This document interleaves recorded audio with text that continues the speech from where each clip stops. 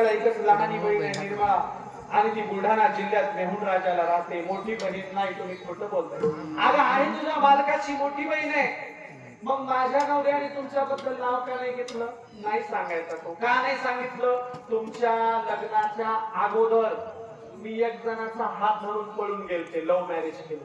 बापरे, love marriage केलं? हो, इंटरकास्ट मॅरेज केलं. बरं, कुठे गेला? द्वारकेला पळून गेले त्याच्यासोबत रेल्वेने. बापरे, द्वारकेला गेला. मग आता तुम्ही द्वारकेहून आलात का? नाही, मी आता द्वारकेहून आलो. त्यालाही सोडून दिलं, त्याच्यासोबतही जमलं नाही. मग मी दुसरं लग्न केलं. मी पंढरपुरात राहते. आता दुसरं लग्न केलं. हो, दुसरा घरोबा केला. मग पंढरपुरात घर कुठे? अहो, घर कसलं? वाडा आहे, वाडा. पुंडलिकाचं दर्शन घेऊन वर घाटावर आले की आमचाच वाडा लागतो. हो, दुसरं लग्न केलं. मग पण आमच्या पालकांनी एकदा तिथे सांगायचं. कशाला सांगेल अशी पळून गेल्यावर? म्हणून नसल घेतलं ना. मग अचानकच काय आल्या?